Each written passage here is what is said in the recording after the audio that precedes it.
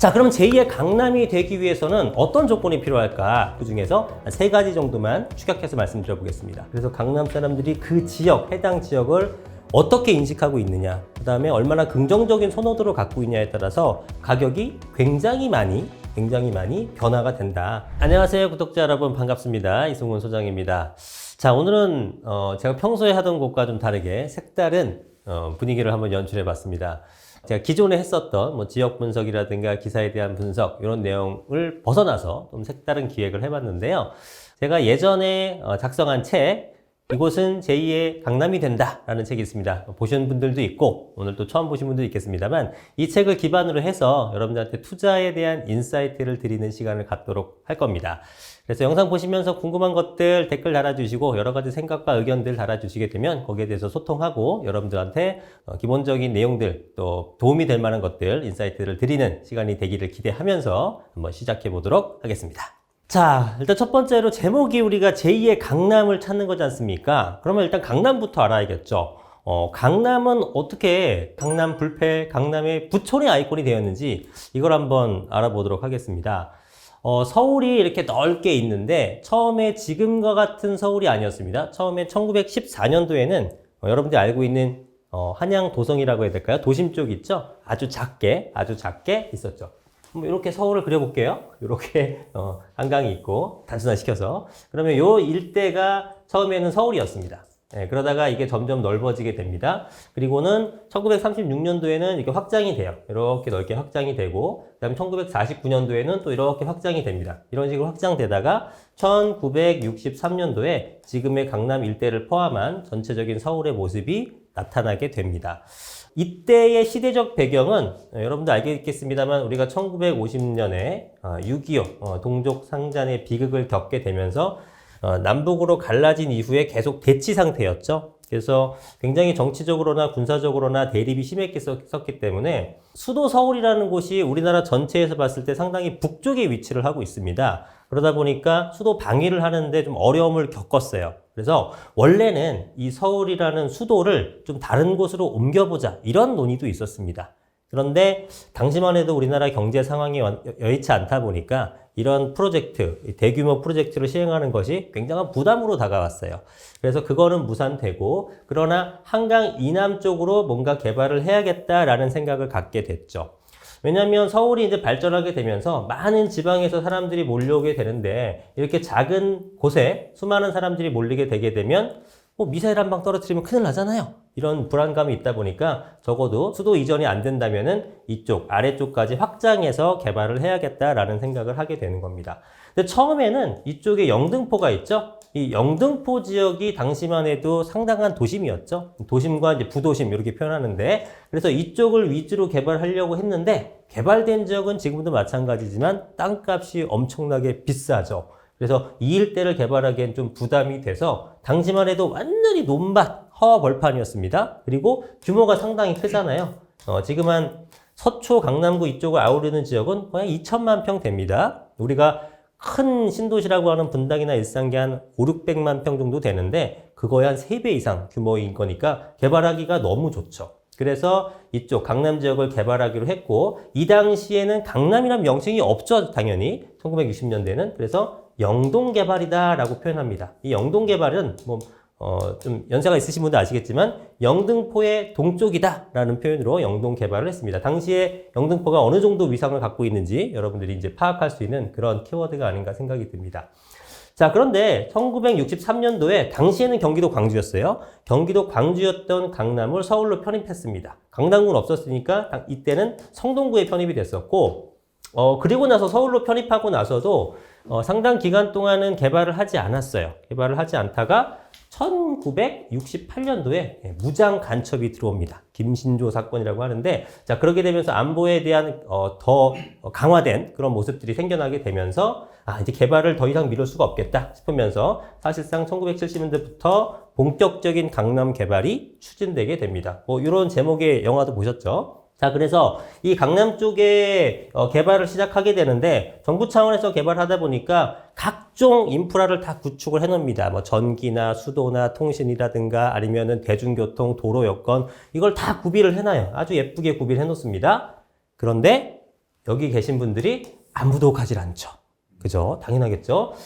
지금 생각해 보게 되면 지금 강남에 사시는 분들한테 저기 신도시 예쁘게 꾸몄으니까 신도시로 가세요 하게 되면 이분들이 가겠습니까? 절대 안 가죠? 같은 현상으로 여기 계신 분들이, 부유촌들이 이쪽으로 가질 않습니다. 그래서 정부는 어떤 방식을 취하냐면 이 위쪽의 일대에다가 굉장히 강력한, 그러니까 제재를 가하게 되고 내려갔을 때 여러 가지 인센티브를 주게 됩니다. 당근책을 주고 유인책을 주고 한 거죠. 그러면서 사람들이 하나 둘씩 이제 내려가기 시작합니다. 그러다 보니까 사람들이 조금씩 몰리면서 상권이 형성되고, 상권이 형성되니까 토지값도 오르고, 토지값이 오르니까 주택 가격도 오르고, 가격이 오르니까 사람들이 더 많이 내려오고 점점 많아지게 되죠. 그래서 그때 당시 이제 학군, 여러분들이 익히 알고 있는 경기고나 휘문고, 정말 명문 학군들도 내려오게 되면서 강남 8학군이 형성되기 시작하고요. 이런 혜택들을 주다 보니까 강남이 이제 성장하기 시작합니다. 그래서 그때 개발된 게 여러분이 익히 잘 알고 있는 뭐 압구정이나 대치나 잠실이나 반포나 뭐 이런 지역들이 당시에 다 개발이 되게 됩니다. 자, 그랬는데 사실은 초기 때만 해도요, 강남이 이제 점점 좋아지긴 했지만 지금처럼 정말 쳐다보지 못할 나무 수준은 아니었습니다. 그런데 이 강남 불패라는 말이 언제부터 생겼냐면은 사실상 이런 키워드는 2000년대부터 생긴 것 같아요. 자, 왜냐하면은 강남이 70년대, 80년대 이렇게 지어졌는데 2000년 정도 되니까 다른 건 너무 좋아. 인프라도 잘 갖춰져 있고 뭐 여러 가지 모든 커뮤니티가 다 좋은데 이제 집이 좀 낡은 겁니다. 2000년 정도 되니까. 그래서 이때 재건축에 대한 얘기가 나와요. 재건축. 야, 그러면 여기가 모든 게 잘 갖춰져 있는데 하나 좀 우리가 불만족스러웠던 거는 집이 좀 낡았다라는 거였으나 재건축을 통해서 새 걸로 바뀐대. 그러다 보니까 어마어마하게 많은 사람들이 이제 다 강남의 재건축에 관심을 갖게 되면서 가격이 천정부지로 치솟게 되죠. 그렇게 되면서 강남 불패란 말이 생기게 되고 그것이 지금까지 이어져 내려오면서 현재 강남이 부촌의 아이콘이 된 겁니다. 자, 이게 강남의 비하인드 스토리를 아주 짧게 축약해서 말씀드렸던 부분인데 사실상 강남이라는 곳은 전략적으로 키워진 그런 도시입니다. 그러다 보니까 이 강남이 제2의 강남, 우리가 이제 제2의 강남을 찾고 있는데 이 강남을 찾기 위해서는 사실상 강남급의 어떤 대대적인 지원이 좀 있어야 되는 건데 그게 사실 물리적으로 쉽지는 않죠. 이만한 땅을 찾기도 쉽지가 않고 그래서 강남 같은 어떤 신도시를 인위적으로 발생시키긴 어렵고 그러나 강남에 필적할 만한 내지는 강남에 근접할 만한 강남을 따라갈 수 있을 만한 그런 지역을 찾는 것이 여러분과 저의 오늘의 숙제입니다. 자, 그럼 제2의 강남이 되기 위해서는 어떤 조건이 필요할까? 굉장히 여러 가지 내용들이 있겠죠. 근데 오늘은 그 중에서 한 3가지 정도만 축약해서 말씀드려 보겠습니다. 네, 첫 번째는 강남과의 접근성입니다. 접근성. 자, 이 강남 접근성이 중요하다는 거는 어렴풋이 알고는 있으시죠? 왜 중요하냐? 일단은 강남에 가장 중요한 거, 직장이 많습니다. 직장이 정말 많죠. 여러분들이 익히 알고 있는 우리 굴지의 대기업들, 삼성전자라든가 현대자동차라든가 다 이런 기업들이 다 강남에 있지 않습니까? 그 중에서도 어떤 헤드쿼터들, 본사들이 있기 때문에 거기 계신 분들은 굉장히 똑똑하신 분들이고 그러다 보니까 연봉도 많죠. 똑같이 직장이 많다는 것도 중요하지만 그 중에서도 대기업이냐 아닌 것도 사실은 부동산에 영향을 많이 미칩니다. 아무래도 소득이 높으신 분들이 더 고가의 주택을 구입할 수 있겠죠. 그러니까 유효 수요적인 측면에서는 직장의 질도 중요하다 이렇게 생각하시면 될 것 같아요. 굉장히 많은 직장이 있다 보니까 출퇴근하기 위해서는 우리 회사와 우리 집이 멀면 안 되겠죠. 그러다 보니 여기 계신 분들은 강남의 인근 쪽으로 집을 구하려는 성향이 굉장히 강합니다. 그러다 보니까 강남의 근처에 있는 집들이 수요자들이 더 많게 되는 현상이 생길 수밖에 없죠. 강남 쪽의 직장과 저 도심 쪽의 직장이 어디가 더 많지? 이렇게 생각하실 수 있는데 강남 쪽이 한 2배 더 많습니다. 그래서 정말 어마어마하게 많은 수치를 갖고 있어요. 여의도 같은 것도 그렇고요. 그렇죠? 그다음에 판교 같은 것도 그렇고 이런 것들의 가격이 높은 이유는 이런 지역 쪽에 굉장히 많은 회사들이 있다. 이런 요건 때문에 가격이 높다라는 것을 우리가 부인할 수 없겠죠. 그래서 강남에 대한 접근성이 필요한 이유 중에 하나는 일단 첫 번째는 직장이 많다라는 점입니다. 자, 그 다음에 두 번째는 뭐냐면요. 최근 들어서도 이게 더 강화된 것 같은데 강남의 집값 엄청나게 비싸잖아요. 이것도 저는 영향을 미친다고 봅니다. 자, 일단은 저는 뭐 별거 없는데 제 친구가 굉장히 멋있는 사람이에요. 사람들이 막 우러러보는 사람이야. 그럼 옆에 있는 저까지 그런 아우라를 좀 받을 수도 있거든요. 마찬가지로 이 강남의 집값이 지금 최근 들어서 원베일리 아파트라는 한강변 아파트가 몇 달 전에 50억에 거래가 됐었어요. 정말 놀라운 수치 아닙니까? 이게 우리가 33평, 우리 국민평형을 기준으로 한 거거든요. 100평짜리도 아니고 33평 아파트가 50억입니다. 제가 이 제2의 강남이라는 저서를 집필할 당시가 지금 한 5년 정도 된 것 같은데요. 이때만 해도 평당 1억이 안 갔습니다. 예, 30억, 와, 이것도 놀랍다고 그랬어요. 어마어마한 가격이다. 그런데 50억이 됐습니다. 그런데 놀라운 건 이 50억이 되고 나서 한 달 뒤에 55억으로 신고가를 썼습니다. 제가 이때도 이제 뭐 관련된 영상을 한번 찍은 게 있는데 너무 놀라워서, 그런데 더 놀라운 건 또 한 달 뒤에 60억이 되었습니다. 이제 평당 2억 시대가 얼마 남지 않았어요. 그래서 33평 아파트가 60억이 되는 곳이 바로 이 강남이라는 곳입니다. 자, 그런데 이 강남이 60억이라는 상징적인 수치를 달성하다 보니까 어떤 느낌이 나냐면요. 마포 같은 곳 있죠. 마포 아니면 뭐 성동구나 이런 쪽에 이제 새 아파트들이 있죠. 예, 예를 들어 마포를 들어볼게요. 여기에 이제 신축 아파트가 33평 아파트가 20억 정도 합니다. 이거 사실은 대단히 놀라운 금액이죠. 이것도 대단히 비싼 금액인데요. 여기가 60억이니까 엄청나게 싸 보입니다. 물론 강남이 더 좋은 곳이라는 건 알지만 내가 3분의 1 가격은 아니잖아? 이런 생각이 드는 거죠. 여기도 너무나 좋아졌는데. 그러니까 얘도 들썩들썩합니다. 야, 우리도 더 올라가야지. 아무리 너무 심하다. 이런 어떤 전반적인 인플레이션 현상이 생겨버리는 거예요. 그래서 강남이 접근성이 중요한 이유는 강남의 집값이 비싸지게 되면 그 주변 지역에 얘가 올라가면서 그 주변 지역이 싸게 보이는 효과가 생기는 거예요. 그러면서 가격이 실제 올라갈 여지가 상당히 크다라는 얘기입니다. 그래서 제2의 강남이 되기 위한 조건 중에 하나는 강남에 대한 접근성, 이것이 상당히 중요하다 말씀을 드렸습니다. 자, 그러면은 세 가지 중에 두 번째 조건은 뭔지 한번 살펴보도록 하죠. 자, 제2의 강남 첫 번째 강남 접근성, 두 번째는 지역 내에 일자리가 창출되느냐, 이런 내용입니다. 자, 아까 잠깐 언급을 드렸습니다만 이 지역 내에 일자리가 있으면 그런 지역들은 대부분 다 비싸죠. 예, 도심권 쪽, 뭐 지금 얘기하고 있는 강남권 쪽, 그리고 대표적으로 3핵이라 불리는 강남 도심과 여의도 쪽, 그리고 경기도로 가게 되면은 대표적인 게 이제 테크노밸리가 있는 판교 쪽, 뭐 이런 것들, 이런 지역들은 가격이 엄청나게 비쌉니다. 그렇죠? 예, 그것이 지역 내 일자리가 상당히 많다라는 공통점이 있는 거예요.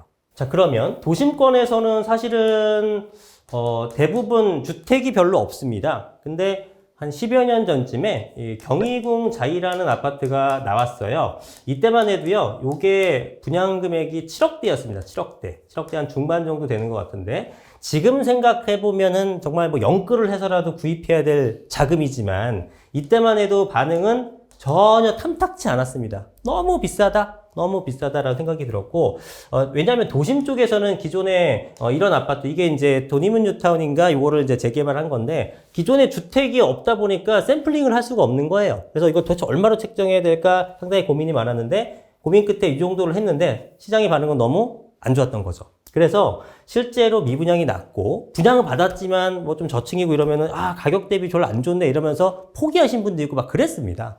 근데 지금은 얼마냐? 지금은 당연히 20억이 훌쩍 넘어가는 금액이 형성되어 있죠. 저는 근데 뭐 개인적으로는 이게 좀 비싸다고는 생각은 안 들었습니다. 왜냐하면은 바로 이 힘을 믿었던 거죠. 그래도 도심권에 갈 수 있는, 가장 빠르게 갈 수 있는 위치다 보니까, 그리고 다른 경쟁자가 없이 희소성이 있는 그런 자리를 자리 잡고 있다 보니까 좋을 거라고 판단을 했는데, 물론 뭐 그때 당시만 해도 20억이 갈 거라고 생각은 못 했죠. 그때는 요 정도의 어떤 그 생각이 갇혀 있었기 때문에 여기서는 충분히 더 오를 것 같다. 요 정도만 생각했던 거죠. 자, 그러니까 강남하고 좀 멀면은 강남 접근성이 떨어지는 거면 제2의 강남이 될 가능성이 전혀 없냐? 그렇진 않죠. 다른 요건을 구비하면 될 텐데, 그 중에서 가장 중요한 것은 어디서나 할 수 있는 지역 내 일자리 창출하는 것이 정말 부동산 가격에 큰 영향을 미친다고 말씀을 드릴 수 있겠습니다. 자, 세 번째 보겠습니다. 세 번째가 좀 독특해요. 여러분들이 다른 곳에서는 좀 들어보지 못할 그런 내용들일 것 같습니다. 이거는 강남 사람들의 인식이라고 적겠습니다. 인식. 이거는 첫 번째, 두 번째 강남에 대한 접근성과 지역 내 일자리 창출이 부동산과 상관성이 어떻게 되느냐 이런 거는 학술적으로도 많이 연구된 바가 있고 실제로 드러난 겁니다. 근데 요거는 전혀 그런 내용은 아닙니다. 학술적인 내용은 아니나 제가 지금 이제 올해 20년째 부동산을 하고 있는데 강남에 사무실이 있다 보니까 강남 분들하고 워낙에 많은 상담을 하게 되면서 제 나름대로 누적된 데이터라는 생각이 듭니다. 그리고 이러한 것이 분명히 가격에 상당한 영향을 미치구나 실무적으로는 그런 내용이기 때문에 중요하게 생각하고 보셨으면 좋겠어요. 자, 일단은 이 강남 사람들이라고 하게 되면 보편적으로는 소득이 상당히 높습니다. 예. 소위 이제 부자들이 많죠. 편하게 얘기하자면 소득이 굉장히 높은 분들이고 이분들은 특징이 있는데 일단은 본인들이 관심이 없는 지역에서는요 결코 투자를 하지 않습니다. 뭐 당연한 거 아닌가요? 이렇게 말씀하실지 모르겠지만 그게 아니고 예를 들어서 소장님 저는 얼마가 있는데 뭐 5천만 원 정도가 있는데 이걸로 뭘 하고 싶습니다 라고 하게 되면은 제가 이쪽 저쪽 이제 설명을 듣고 언제 매도하실 거예요? 명의는 어떻게 되세요? 주택은 몇 개세요? 물어보고 기본적인 계획한 다음에 갖고 있는 자금 5천이 됐던 2억이 됐던 이 금액에 맞게 추천을 해드립니다. 어떤 물건을 추천해드리는데 지역도 굉장히 다양하겠죠. 그러면은 그분들도 역시 이 지역에 대해서는 전혀 몰라요. 한 번도 가보지도 않은 지역도 많죠. 그런데 좋다고 말씀을 드리게 되고 설명을 드리게 되면은 오케이 그럼 이 지역에 투자를 하겠습니다 라고 결정이 되는 경우가 많죠. 그런데 이 강남 분들은 본인들이 딱 설정한 어떤 그 섹터가 있어요. 그래서 대체적으로 강남 권역을 안 벗어나려고 합니다. 강남 권역 안 벗어나고 저 멀리 있으면은 그냥 상대적으로 너무 그냥 자기가 느낄 때는 안 좋아 보이는 지역인 거예요. 제가 이러이러한 장점이 있고 이런 호재가 있고 앞으로 좋아질 거라고 얘기해도 상대적으로 설득이 훨씬 더 안 됩니다. 이분들은 나름대로의 프라이드가 있고 돈을 버는 것에 대한 자신감도 있으신 것 같아요. 그래서 이런 것들이 잘 안 되고요. 이 권역 내에서 좋은 물건, 금매 내지는 뭐 이런 것들을 주로 찾으십니다. 그래서 강남을 많이 벗어나는 것도 좋아하지 않으시고요. 신도시 같은 경우도 마찬가지예요. 여기서 이제 신도시 같은 거 투자도 많이들 하시는데 예를 들면은 판교나 아니면은 위례 신도시나 분당이나 이런데 광교 이런 정도까지는 관심을 가지십니다. 그런데 저기 멀리가 있으면은 그 투자에서 수익을 낼 수 있다고 하더라도 잘 사지를 않아요. 네. 그래서 본인이 아는 것들 그리고 가까운 것들 이런 것만 사는 영향이 강합니다. 이게 상당히 이제 가격에 영향을 미치는 게 이 강남 옆쪽에 흑석동이라고 있어요. 그 동작구 흑석 뉴타운이 있는데 이 흑석동에서 제가 실제로 겪었던 에피소드인데 그때 제가 한 2018년도쯤 된 것 같습니다. 자, 흑석동의 7구역을 재개발한 아크로 리버암이라는 아파트가 있는데요. 지금 뭐 한강뷰 보이는 것들은 한 25억도 가고 하긴 합니다만 당시는 15억이었어요. 역시 당시에는 엄청난 금액이었습니다. 와, 무슨 흑석동이 15억이야라는 인식이 되게 많았죠. 그래서 실제로 이거를 다른 외부에서 흑석동 계속 좋아지고 뭐 한강뷰가 되고 새 아파트래 이러면서 오시는 분들이 이 금액을 보고 포기를 하세요. 바로 옆 동네인 뭐 두 정거장만 가면 반포니까 여기서부터가 강남이니까 이쪽에서는 쑥 넘어옵니다. 그럼 흑석동의 이 가격을 15억이에요 설명을 드리면 똑같은 15억이지만 이분들은 너무나 싸게 느끼는 겁니다. 왜냐하면 여기는 30억이거든. 근데 차로 한 3, 4분 타고 오니까 갑자기 아파트가 새 건데 반값으로 떨어져. 그러니까 얼마나 싸 보이겠습니까? 그래서 어렵지 않게 구입을 해요. 그래서 이게 거래가 되고 15억, 16억 올라가는 겁니다. 근데 이렇게 똑같이 생긴 여기 흑석동에 지어진 아파트가 똑같이 저 왼쪽으로 가버리게 되면은 여기 계신 분들이 여기까지 가지를 않아요. 그러면 금액이 안 오른다라는 거죠.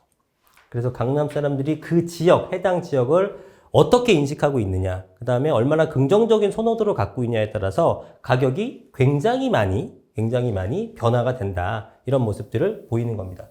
자, 그래서 정리해보게 되면 제2의 강남이 되기 위한 조건은 상당히 많지만 그 중에 세 가지를 뽑아봤을 때는 강남이 좀 접근성이 좀 좋아야 된다라는 부분, 그리고 지역 내 일자리 창출은 기본적으로 돼줘야지만 가격이 상승하기가 편하다. 그리고 세 번째는 강남 사람들의 인식이 어떤지, 그 지역의 인식이 어떤지 이런 것들이 대단히 중요한 요소가 됩니다. 부동산 가격이 정상적인 가격인가 이런 얘기들이 많이 있습니다. 부동산 가격은 항상 비싸게 느껴집니다. 그렇지만 여러분들이 비싸게 느껴진다고 해서 객관적으로 비싼 금액이고 향후에 가격이 떨어질 것이라고 생각한다면 거기서는 큰 오판이 생긴다는 거예요.